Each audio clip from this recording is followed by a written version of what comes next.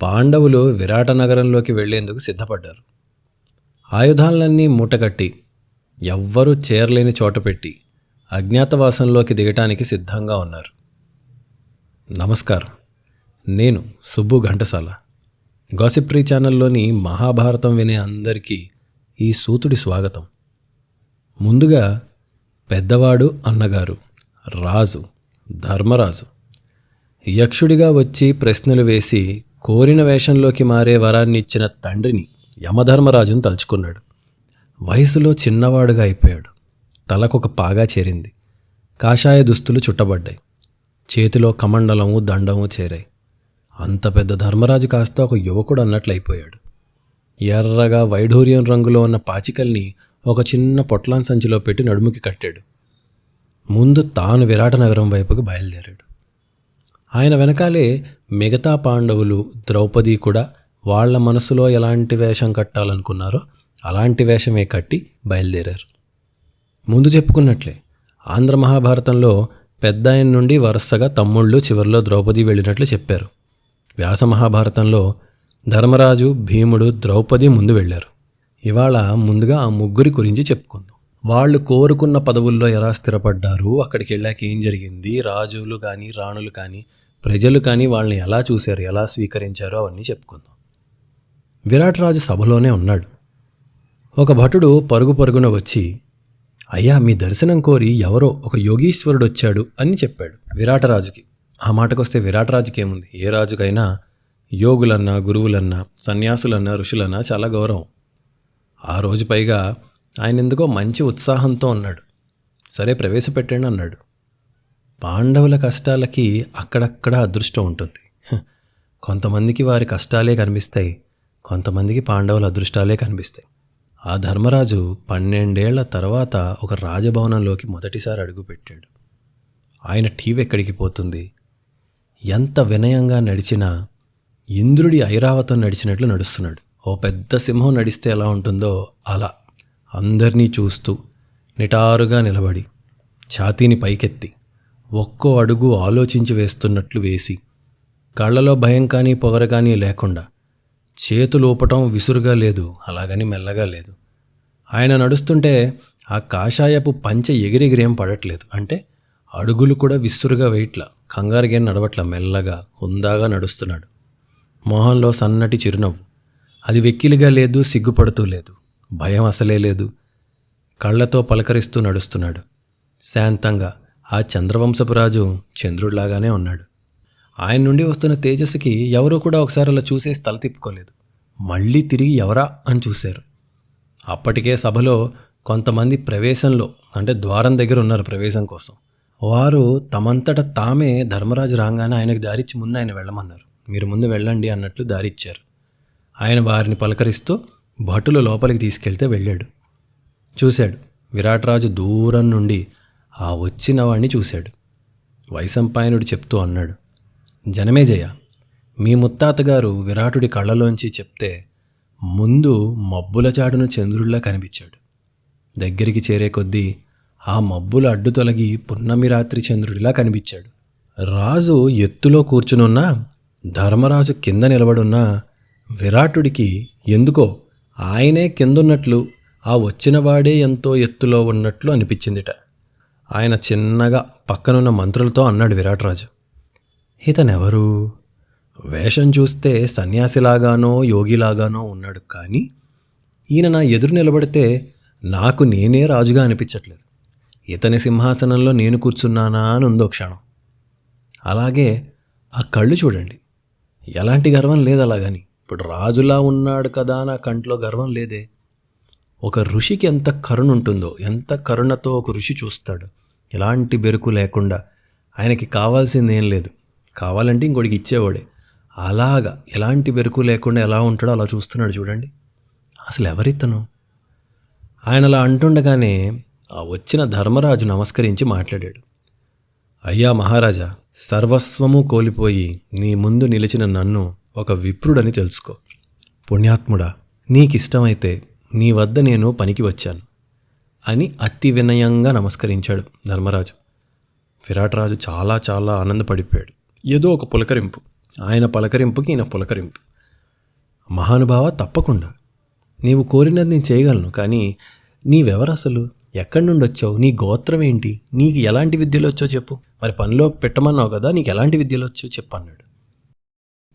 ప్రభు, నేను కంకుడు అన్న పేరుతో పిలువబడేవాడిని. వ్యాఘ్రపాద్య గోత్రంలో పుట్టా. నేను ఇంద్రప్రస్థంలో యుధిష్ఠిర మహారాజు వద్ద సన్నిహితుడిగా ఉండేవాణ్ణి. వాళ్ళకి కాలదోషం వల్ల అడవుల గతి పట్టాక ఒక్కో చోట తిరుగుతూ ఇదిగో నీ దగ్గరికి వచ్చాను. నేను పాచికలాట్లో చేయి తిరిగిన వాణ్ణి, ధర్మం తెలిసిన వాణ్ణి అని చెప్పుకున్నాడు. ధర్మరాజు అన్నాడు, మరి అబద్ధం ఆడాడు కదా, ఇంత అబద్ధం ఆడినట్లు అవదా? ఇప్పుడు విరాటరాజుకి చెప్పినవన్నీ అబద్ధాలే కదా. యుధిష్ఠిరుడి సఖుణ్ణి అని చెప్పాడు, మరి అబద్ధం కదా. గోత్రం వేరే చెప్పాడు, అంటే ఇలా చెప్పినవన్నీ అబద్ధాలు కదా. ఎలా, ఏం లెక్క మరి? వ్యాస భారతంలోని శ్లోకాన్ని చూస్తే ఆయన చెప్పిన మాటకి 2 అర్థాలు ఉంటాయి. ఒకటి, మొదటిది అర్థం ఏంటి? నేను యుధిష్ఠిరుడి దగ్గర పనిచేశాను అని అర్థం. రెండోది, ఆ ఉన్న విరాటరాజుని యుధిష్ఠిర అని పిలిచినట్టు. అంటే యుద్ధంలో స్థిరంగా ఉండాల్సిన వాడా మహారాజా? మరి ప్రతి మహారాజు యుద్ధంలో స్థిరంగానే ఉండాలి కదా. మొదటి అర్థం ఏంటి? యుధిష్ఠిరునికి సఖుణ్ణి అని. ఈ రెండో అర్థం ఏంటి? యుద్ధంలో స్థిరంగా ఉండాల్సిన ఒక విరాట మహారాజా, నేను నీ సఖుణ్ణి అని చెప్పినట్టు అర్థం. ఆయన రెండో అర్థం తీసుకోమన్నట్లు వ్యాసుల వారు రాశారు. సరే, 2, నేను విప్రుణ్ణి అన్నాడు. మరి ధర్మరాజు విప్రుడు కాదు కదా, రాజు కదా. యముడు విప్రుడు, పైగా వ్యాఘ్రంలాగా మీద పడే మృత్యువు. అందుకని వ్యాఘ్రపాద్య గోత్రం. యముడికి ఈయన కొడుకే కాబట్టి గోత్రము, ఈయన విప్రుడు అవటం అన్నీ సరిపోయి. చివరిగా నా పేరు కంకుడు అన్నాడు కదా. మరి విశ్వకోశంలో కంకుడు అంటే కూడా యముడు అని అర్థం ఉంది కాబట్టి అలా పరిచయం చేసుకున్నాడు ధర్మరాజు. విన్నాడు విరాట మహారాజు విన్నాడు. విని చాలా ప్రశాంతంగా బదులిచ్చాడు. కంకుడు, బాగుంది కంక, నీవడిగినది తప్పక ఇస్తాను. నీ పాచికలాట, నీ ధర్మనిరతి రెండూ నాకు ఇష్టమైన విషయాలే. ఏయ్ రండి, ఈయనకు ఒక మంచి ఆసనం వేయండి, నాకు సమీపంలో కూర్చోపెట్టండి. ఈవాల్టి నుండి నేను ఎలాగో ఈయన కూడా అలాగే, అలాంటి గౌరవమే ఈయనకి ఇవ్వండి. ఇతను నా స్నేహితుడని తెలుసుకోండి అని ఆజ్ఞ ఇచ్చాడు. కంకుడిలా వచ్చిన ధర్మరాజుని ఆహ్వానించాడు. కంకుడు, మహారాజా, అన్నీ పోగొట్టుకున్న నాకు నీ ఆశ్రయం దొరకటం ఎంతో సంతోషాన్ని ఇచ్చింది. నీ మేలు నేను ఎన్నటికీ మర్చిపోలేను అన్నాడు. ఆశ్రయం అడిగితే అధికారం ఇచ్చావు. నీకెలాంటి ధర్మ సందేహాలు కష్టము కలిగినా, ఎలాంటి విషయంలో నా సహాయం నీకు పనికొచ్చినా తప్పకుండా చేస్తానన్నాడు. అలా ముందొచ్చిన పెద్ద ఆయనకి పదవి దొరికేసింది. అంటే విరాటరాజు గారికి ఆయన ఒక మహారాజులా కనిపించాడు. కాకపోతే అంతలోనే మాయ. సరే, ఉద్యోగం అయితే ఇచ్చాడు. ఆ కొద్దిసేపటికి మరొక వ్యక్తి ఆ రాజద్వారాన్ని చేరాడు. ముందొచ్చినవాడు చంద్రుడిలా చల్లని వెలుగుని చెంబుతుంటే వీడు సూర్యుడిలాగా వేడిని కక్కుతున్నాడు. అసలు ఆ శరీరం బంగారంతో చేసిందా, వజ్రంతో చేసిందా? చెమటపై పడి ఎండలో మెరిసిపోతున్నాడు. ఒక లోహంతో చేసిన శిల్పంలాగా కండలు తిరిగి చెక్కినట్లు ఎక్కడికక్కడ మొహంలో గొప్ప అందంతో ఉన్నాడు. యువకుడే, చిన్నవాడే. అతను సమీపించాడు. మళ్ళీ రాజదర్బార్లోకి పంపారు. రాజు ఆ కంకుడినేమో పక్కనే కూర్చోపెట్టుకుని మాట్లాడుతున్నాడు. అంతలోనే మాట్లాడుతూ దూరం నుంచి ఆ వ్యక్తిని చూశాడు రావటం.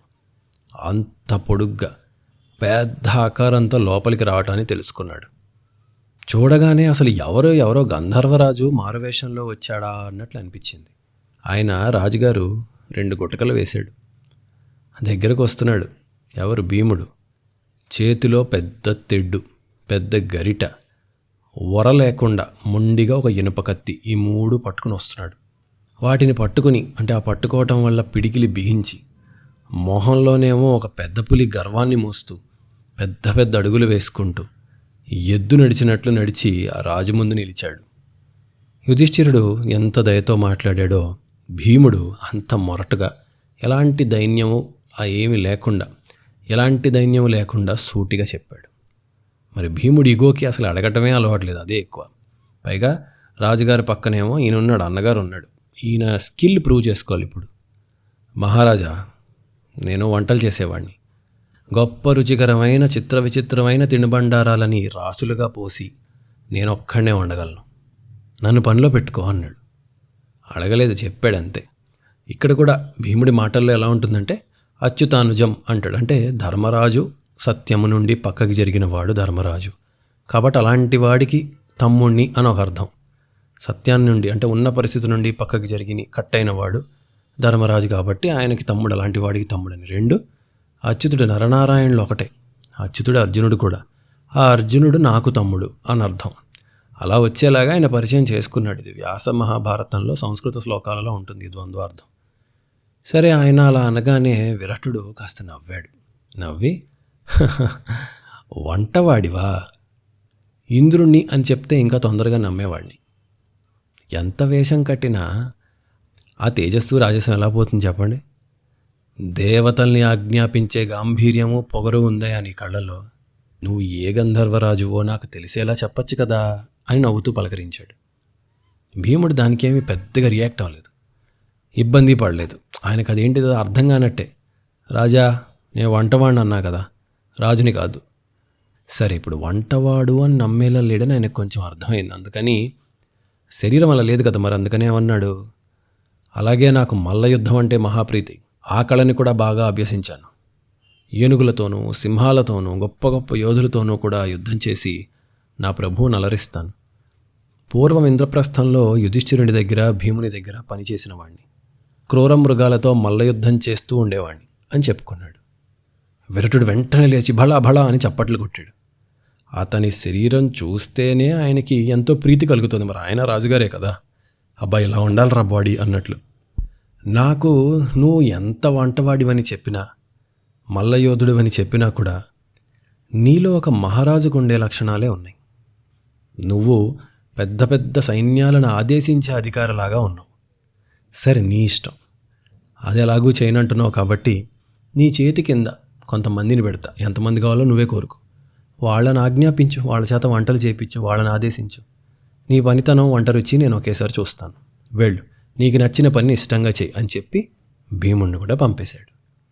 ఎంత వేషం కట్టినా ఎవరు స్వభావాల బట్టే వారు మాట్లాడుతున్నారు కాబట్టి యుధిష్ఠిరుడు చాలా వినయంతో అడిగాడు.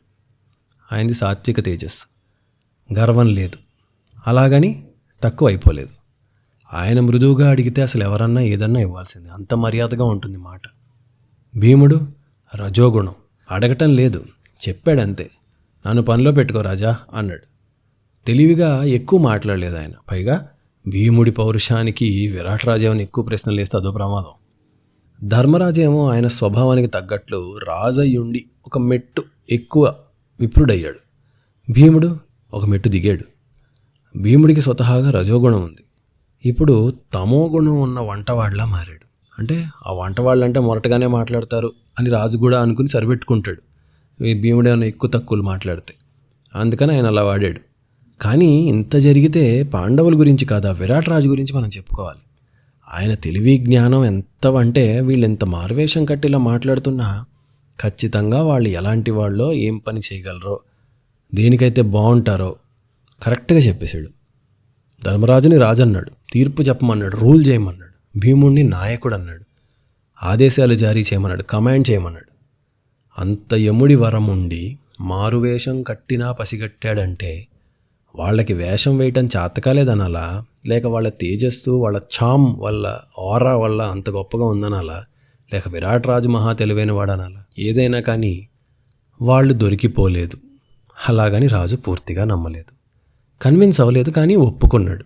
సరే, ఓకే, పనిలో చేరండి అని. వీడెవడో వీడి ఎంక్వైరీ చేయండి, వీడి ఆధార్ కార్డు, పాన్ కార్డు కరెక్ట్గా వీడి ఫింగర్ ప్రింట్స్ తీసుకోండి అనేం అనలేదు. కానీ నువ్వు దీనికి సూట్ అవ్వట్లేదు, సరే కానీ అన్నాడు. పెద్దలు ఏం చెప్తారంటే అదే అమ్మవారి దయ అంటారు. వచ్చే ముందు ధర్మరాజు ఏ దుర్గాదేవిని, ఏ మహామాయని ప్రార్థించాడో ఆవిడే కాపాడుతోంది. ఆ విరాటరాజు మదిలో, ఆయన మెదడులో వీళ్ల పట్ల అనుమానం వచ్చింది, కానీ అది దాన్ని ముందుకు తీసుకెళ్ళట్లేదు. వాళ్ళ గ్రేస్, వాళ్ళ తేజస్సు వాళ్ళు ఏదో అనుమానించాడు, కానీ అంతకుమించి ముందుకెళ్ళట్లా, పని ఇచ్చేశాడు. ఆ విరాటరాజుని ఎంత మాయలో పడేయాలో అంతే పడేసింది. అలాగని వారిని పనివారిగా, పనికిమాలిన వారిగా చూడలేదు మహారాజు. ఎందుకంటే అది వాళ్ళ తపస్సు, వాళ్ళ తేజస్సును నువ్వు ఏం చేసినా దాచలేవు. నువ్వు ఏం చేసినా, ఇప్పుడు చిన్న వెరీ సిల్లీ ఎగ్జాంపుల్, ఇప్పుడు సినిమా యాక్టర్ అయిన హీరో మహేష్ బాబు ఉన్నాడు. ఆయన నువ్వు ఏం చేసినా ఒక పేద చెప్పులు కుట్టుకునే వాళ్ళ చూపించలేవు. అలా చూపించినా ఈయన ఏదో యాక్టింగ్ చేస్తాడు అనుకుంటారు కానీ న్యాచురల్గా ఉండదు. ఇంకొంతమంది యాక్టర్స్ ఉంటారు, నువ్వు ఏం చేసినా సరే వాళ్ళని ధనవంతులుగా చూపించలేవు. దేవతలకి పుట్టిన వాళ్ళు అవటం ఒక ఎత్తు అయితే, ధర్మరాజు గారి తపస్సు ఫలం తమ్ముళ్ళని భార్యని కూడా కాపాడుతోంది. సరే, తర్వాత ఏం జరిగింది? ఈ రాజుగారి సభ నుండి అటు రాణిగారి సభ వైపు ఒక్కసారి, రాణిగారు ఈ మందిరం వైపు ఒక్కసారి చూద్దాం. విరాట రాజ్యం వీధుల్లో నడుస్తున్న వాళ్ళంతా కూడా ఒక్కొక్కరుగా ఆగిపోయి ఒకరిని చూస్తున్నారు. ఎవరిని? ఆశ్చర్యం, ఆనందం, అందం ఈ మూడు కూడా కలిగించేలాగా ఎవరో ఒక వ్యక్తి కనిపించింది. తేలిక నవ్వులతో, అంటే ఏదో కష్టపడి నవ్వుతున్నట్లు కాదు, న్యాచురల్ స్మైల్, కాటుక పెట్టిన కళ్ళతో, చిక్కుబడి చక్కటి నల్లటి జుత్తుతో, మారువేషంలో మాసిపోయిన మట్టి కొట్టుకుపోయిన చీరున్న, అక్కడక్కడ కాస్త చిరుగులున్న మహాసౌందర్యవతి అప్సరసలాగా సైరంధ్రి వేషంలో ఉన్న ద్రౌపదిని చూశారు. అంటే మహా అందగత్తె కానీ ఏదో కష్టాల్లో ఉంది అనిపించేలాగా ఒక ఆడది ఆ నగర వీధుల్లో నడుస్తోంది. ఊరుకుంటారా జనం? ఊరుకోరు కదా మరి. జనం మెల్లగా చుట్టూ చేరి చూస్తున్నారు. అంటే ఇంగ్లీష్లో చెకింగ్ అవుట్ అంటారు కదా, అలా. ఎవరమ్మా నువ్వు? ఏంటిలా వచ్చావు? నేను ఎక్కడ చూడలేదే అని ఇలా. ఆమెమో అమాయకంగా ఒక మాట సమాధానం ఇచ్చింది. నేను సైరంధ్రిని, ఎవరికి ఎలాంటి పని కావాలో ఆ పనులు చేసి పెడతాను అన్నది. ఇది నిజానికి తెలియక అనేసింది, కాస్త డేంజరస్ మాట. మగవారు అలా అంటే పనిలో పెడతారు, ఆడవాళ్ళు అలా అంటే వాడుకుంటారు. అంటే ఎవరికేం కావాలో వచ్చేస్తాను అనంత లూజ్గా మాట అనేసింది. ఎవరికేం కావాలో వచ్చేస్తానంటే మరి అలా అలవాటు లేదు కదా అడగటం, పని స్లిప్ అయింది. పైగా ఆమె రూపం చూసి ఎవ్వడూ కూడా ఆమె పని చేసుకునే పిల్ల అనుకోరు. దాంతో ఒక ఆసక్తి ఏర్పడింది వాళ్ళకి. ఆడదంటేనే ప్రతి ఒక్కడికి ఆసక్తి. అందున ఒంటరిగా ఉన్న ఆడదాని మీద కాస్త ఎక్కువ, అందంగా ఉన్న ఆడదాని మీద మరి కాస్త ఎక్కువ, కష్టాల్లో ఉన్న అందమైన ఒంటరిగా ఉన్న ఆడదాని మీద ఇంక చెప్పాలా? ఆవిడ అలా ఉంది. ఎవరికి ఏం కావాలో అది చేస్తానని చెప్పింది. మరి ఏ సమాజంలో అయినా వెధవలు ఉంటారుగా.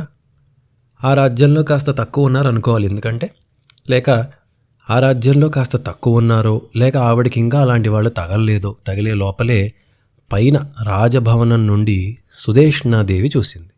ఎవరావిడ? మహారాణి, విరాట్ రాజుగారి భార్య మహారాణి సుదేష్ణ చూసింది. ఆవిడకి అంతెత్తు నుండి ఏం కనిపిస్తుంది సాధారణంగా? ఎవరో ఒక ఆడది, అందమైన నడక, మొహం ఏం కనబడదు కదా అంతెత్తు నుండి. రూపం కనిపించింది, నడక కనిపించింది, వయ్యారం కనిపించింది, చుట్టూ పోగవుతున్న జనం కనిపించారు. అలా ఒక్కతే ఆడది నడవటం ఒక వింత, అలా యూజువల్గా జరగదు. అయితే గుంపుగా ఆడవాళ్ళు వెళ్తారు, లేక తోడెవరైనా మగవాళ్ళు ఉంటారు. ఆ కేకేయ రాజకుమారి సుదేష్ణాదేవి అలా చూస్తూ ఉండిపోతుంటే వెనక నుండి పరిగెత్తుకుంటూ ఆమె దగ్గర పని చేసేవాళ్ళు రొప్పుతూ వచ్చారు. వాళ్ళు కింద నుంచి వచ్చారనమాట. అలా అమ్మా మీకు విషయం తెలియాలి ఇలాగా అని చెప్పబోతున్నారు. ఏంటది? ఎవరో ఒక ఆడమనిషి, దేవత లాంటి అందం, ఇలా నగర వీధుల్లో అని ఆపేశారు. ఏముంది? ఆవిడ దగ్గరికి వచ్చి ఆ విషయం చెప్తూ ఆగిపోయారు. ఎందుకు? ఆవిడ ఆల్రెడీ పైనుంచి అదే పనిలో ఉంది. వీళ్ళందరూ అయితే ఎవరి గురించి చెప్దామని వచ్చారో ఆవిడనే మహారాణి కూడా చూస్తోంది అప్పటికే. అదేనమ్మా, మేము అదే ఆవిడ గురించే, అందరూ ఆమెకేసే చూస్తున్నారు, అది చెప్దామని వచ్చామంది. ఆవిడ మహారాణి వెంటనే ఆమెను పైకి తీసుకురండి అని చెప్పి పంపింది. భటుల్ని ఆడవాళ్ళని ఇచ్చి పంపింది. తీసుకొచ్చారు. పైకి వచ్చాక ద్రౌపదిని క్లోజప్లో చూసింది. ఆమె అందాన్ని చూసి ఒక నవ్వు నవ్వింది. అమ్మా, ఎవరు నువ్వు? ఏం చేద్దామని వచ్చావు ఇక్కడికి? అమ్మా, నేను సైరంధ్రిని, నన్ను పనిలో నియోగించిన వారికి ఏ పని కావాలంటే ఆ పని చేసి పెడతానంది. పెద్దగా నవ్వింది రాణి. నవ్వి, నువ్వు పని అడిగే పద్ధతే చెప్తోందమ్మా, నీకు మరొకరి వద్ద పని చేయటం అలవాటు లేదు అని. అలా అడగరెవరు. ఇక నీ రూపం అంటావా, అస్సలు సంబంధం లేదలా. నీకే ఒక 10 మంది దాసీజనం ఉండి నిత్యం సేవలు అందుకునే దానిలో ఉన్నావు. నువ్వేం చేస్తావు తల్లి పని అని కాస్త వ్యంగ్యంగా అడిగింది. ద్రౌపదీదేవి మరి న్యాచురల్గా దొరికిపోవాలి అంటే సిగ్గుపడాలి కదా, అర్రే దొరికిపోయానా అని చెప్పి. ఎత్తైన మడమలతో తేలిగ్గా నడుస్తున్నావు. అలా రాజకాంతలు మహారాణులు నడుస్తారమ్మా.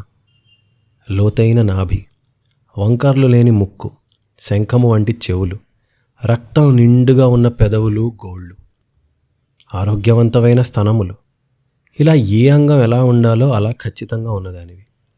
అరచేతులు, అరికాళ్ళు, పెదవులు, కనుకొనలు, నాలుక ఇవన్నీ ఎర్రగా ఉన్నాయి. ఆరోగ్యవంతమైన దానివి. నల్లని శరీర ఛాయ ఉంది. కాశ్మీర దేశపు గుర్రము వలె కండపుష్టి కలిగి ఉన్నావు. క్షత్రియ లక్షణాలు ఉట్టిపడుతున్నాయి. బయటకి కనిపించని నాడులు, పొన్నమి చంద్రుడి వంటి గుండ్రటి మొహం, ఇలాంటివన్నీ ఉన్నదానివి. నీవు మానవ కాంతవా? అసలు ఇలా ఎవరైనా ఉంటారా సాధారణమైన ఆడవాళ్ళు? అంటే ఇంత అబ్జెక్టిఫై చేస్తూ ఉంటామేంటి అనుకుంటారు. మీరు అలా చూడటం సహజం, కానీ కొంచెం మెచ్యూర్డ్గా ఆలోచించండి. ఇంక ఎవరి గురించి ఫిజికాలిటీ అన్నది మాట్లాడితే చాలు అబ్జెక్టిఫై చేయడం అవుతుంది. ఎవరన్నా కూడా పర్ఫెక్ట్గా ఎలాంటి లోపాలు లేకుండా అంత అందంగా ఉంటే మనం వాళ్ళ గురించి మాట్లాడుకోమా? పైగా అవుట్ ఆఫ్ ప్లేస్ అంటే ఆమె ఉన్న పరిస్థితికి, ఆమె ఉన్న రూపానికి అసలు మ్యాచ్ అవ్వట్లేదు. సడన్గా మనం అత్యద్భుతంగా ఉన్న ఒక మగవాడిని ఒక స్లమ్లో చూస్తే, అరే ఏంట్రా ఇలాంటి చోటు ఇలాంటి వాడు ఉన్నాడు అనుకోమా? అలాగే అంతవరకే. శరీరానికి ఒక ఆర్కిటెక్చర్ ఉంటుంది, అదందరికీ ఒకలా ఉండదు. మనం ఎంత శారీరకంగా పర్ఫెక్ట్గా ఉన్నామో అది ఒకటి మన డిఎన్ఏని బట్టి, మన లీనియేజ్ ఎక్కడి నుంచి వచ్చాం, మన పూర్వీకులు ఎవరు, అలా అది దాన్ని బట్టి ఉంటుంది. అది మన చరిత్రని చెప్తుంది. ఇప్పుడు భారతీయులు అందరూ కూడా ఒకప్పుడు ఈ పొట్ట, కొవ్వు, ఈ లావుగా ఉండటం, ఒబీస్గా ఉండటం ఇవేం లేవు మనకి. ఈ ముస్లిం పాలకులు, బ్రిటిష్ పాలకులు వచ్చి కరువుల్ని సృష్టించి, పేదరికాన్ని సృష్టించి, మార్చి చంపి ఎన్నో తరాల పాటు ఆకలితో బతికిన సమాజం అవటం వల్ల ఈ శరీరాలు ఇంకా మార్పు చెందాయి. ఎందుకు? మనకి మన ఒంట్లో కొవ్వు స్టోరింగ్ ఎక్కువ. ఎందుకు? ఎప్పుడు తింటామో ఎప్పుడు తినమో తెలియని బతుకులు కనీసం మనం ఒక 600-700 సంవత్సరాలు బతికాం. అంత దోచుకున్నారు మనని. కండ తక్కువ, కొవ్వు ఎక్కువ లాంటి శరీరాలు, నీటి శరీరాలు ఇవన్నీ ఉండిపోయి. అలాగే వాతావరణాన్ని బట్టి శరీరం మార్పు చెందుతుంది, ఆహారాన్ని బట్టి చెందుతుంది, వంశాన్ని బట్టి. ఇప్పుడు పంజాబీలు ఒకలా ఉంటారు, గట్టిగా, పొడుగ్గా, బలంగా. రష్యన్లు ఒకలా ఉంటారు, తమిళులు ఒకలా ఉంటారు, అంతే కదా. వారి వారి స్వభావాలు. కాబట్టి ఈ ద్రౌపదీదేవి ఉన్నదానికి ఆవిడ చెప్తున్న దానికి సంబంధం లేదు. కనుక ఆవిడ శరీరాన్ని పూర్తిగా చదివింది సుదేష్ణ. అందున ఈ మహారాణికి ఎప్పుడు ఉండే కష్టం ఏంటి? సవతిపోరు. రాజుకి అందమైన భార్యలు ఉంటారు, మరొకరి పట్ల ఒకరికి అసూయ, ఈర్ష్య ఉంటుంది కదా. జాగ్రత్త పడాలి కదా. మరి ఎక్కడి నుండి వచ్చిందో కూడా తెలియకుండా ఇంత అందంగా ఉంది, నేనేమో సైరంధ్రిని అంటుంది.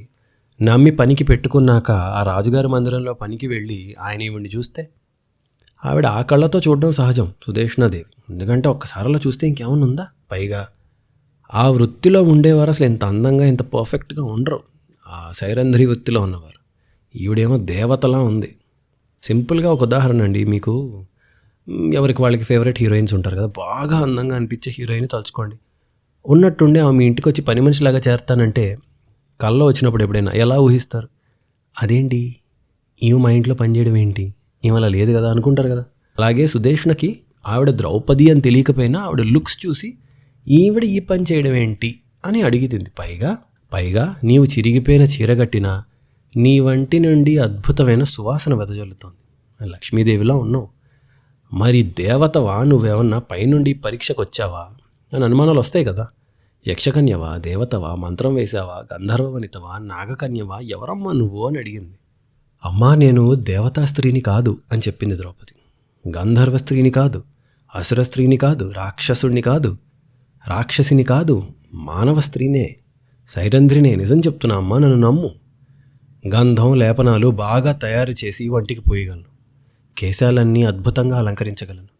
మల్లికలు, కలువలు, పద్మాలు, చంపకాలు వీటిని దండలుగా కడతాను. శ్రీకృష్ణుడి పట్టమహిషి సత్యభామ దగ్గర పనిచేశా. అలాగే తర్వాత ద్రౌపదీదేవి దగ్గర పనిచేశా. అక్కడి నుండి వారు అడవులకు వెళ్ళాక ఇక భోజనానికి కూడా గతిలేక ఇలా తిరుగుతున్నాను, ఇటు వచ్చాను అంది. సుదేష్ణకి ఈ సత్యభామ, ద్రౌపది అనే పేర్లు వినగానే, అబ్బా ఇంత అందగత్తెల దగ్గర నువ్వు పనిచేసావంటే నువ్వు చాలా టాలెంటెడ్ అనమాట అని చాలా ఆనందపడి, సరే నువ్వు చెప్పిన పని చేస్తే నేను నెత్తిన పెట్టుకుంటానమ్మా, కానీ ఒక్కటే భయం. అంతా ఓకే, ఒక్క భయం నాకు.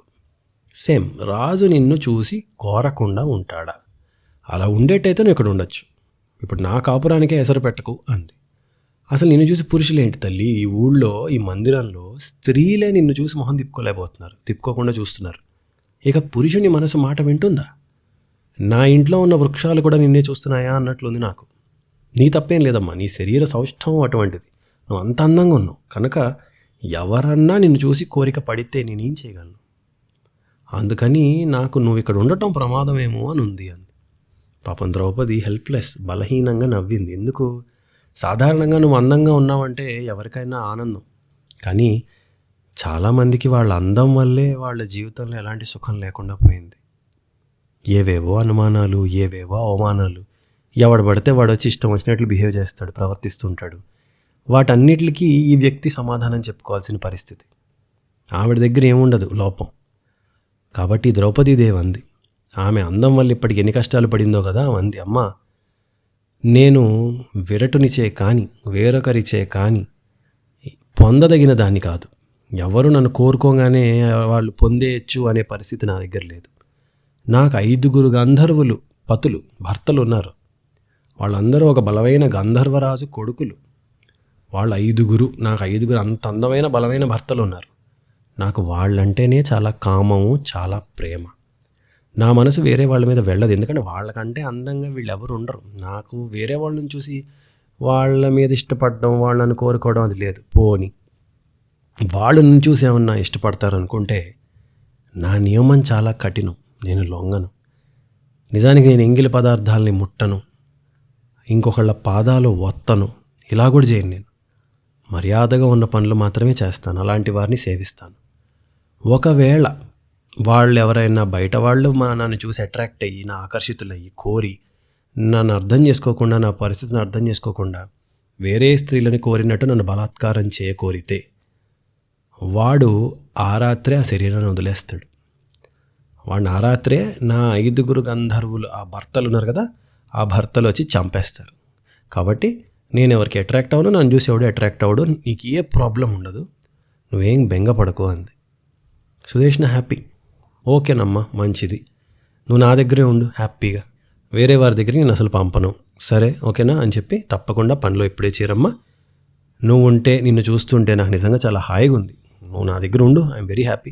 నా అలంకరణ చూసుకో, అలాగే నాకు కూతురు ఉంది ఉత్తర అని, దాంతో స్నేహం చేయి, ఎందుకంటే మంచి చెడు చెప్పు, చిన్నపిల్లది, నువ్వు దానికి ఒక ఫ్రెండ్ లాగా ఉండు, నా దగ్గర ఉండు. అలాగే నువ్వు ఎవరు ఎంగిలి తీయక్కర్లేదమ్మా, నువ్వు ఎవరి పాదాలు పట్టక్కర్లేదు, నువ్వు పరులకు సేవ చేయడం అవసరం లేదు, నువ్వు నా దగ్గరే ఉండు ఓకే అని చెప్పి పనిలో పెట్టింది. అంటే పాండవులకి ద్రౌపదికి ఆ రూపాలకున్న తేజస్సుని ఇంకొకసారి ఆలోచించండి. ఇంకా ముందుకెళ్లే కొద్దీ అర్జునుడి దగ్గర వస్తుంది, ఎంత అద్భుతంగా ఉంటుందో.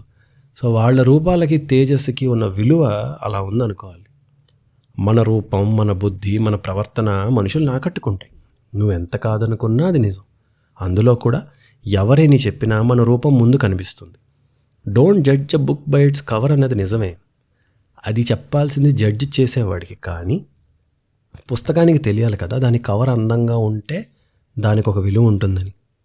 చినిగిపోయిన పిచ్చి పిచ్చిగా ఉన్న పుస్తకం జోలికి అంతమంది రారు కదా, లేక అంత విలువ ఉండదు కదా.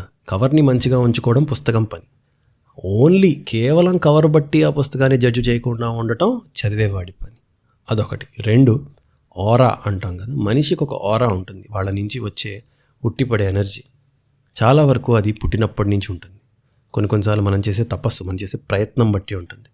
మనం మనసు ఎంత స్వచ్ఛంగా ఉంటుందో దాని మీద ఆధారపడి ఉంటుంది. ఇలా రకరకాల కారణాల వల్ల మన నుండి కొన్ని ఎనర్జీస్ బయటకు వెళ్తాయి. కొంతమందిని చూస్తేనే మనకి ఎందుకో చిరాగ్గా ఉంటుంది, కొంతమందిని చూడగానే బాగుంటుంది, కొంతమంది మాట్లాడితే అందంగా ఉంటుంది, కొంతమంది అంత మంచివారైనా సరే ఎందుకో మనకి అంత బాగా నచ్చరు. ఇలా మొత్తానికి ఒక్కొక్కళ్ళు ఒక్కొక్కలా ఉంటారు. పాండవులు ఇంత గొప్పగా ఉన్నారు. విరాట నగరంలోకి ధర్మరాజు, భీముడు, ద్రౌపది ప్రవేశించారు. 3 ఉద్యోగాలు వచ్చేసాయి, ప్లేస్మెంట్ అయిపోయింది. తర్వాత సహదేవుడు, అర్జునుడు, ఆఖరున నకులుడు, వాళ్ళు ఎలా వెళ్ళారు, ఎవరిని చూసి ఎవరు ఎలా రియాక్ట్ అయ్యారు, అదంతా నెక్స్ట్ ఎపిసోడ్లో చూద్దాం. మళ్ళీ కలుద్దాం. సెలవు.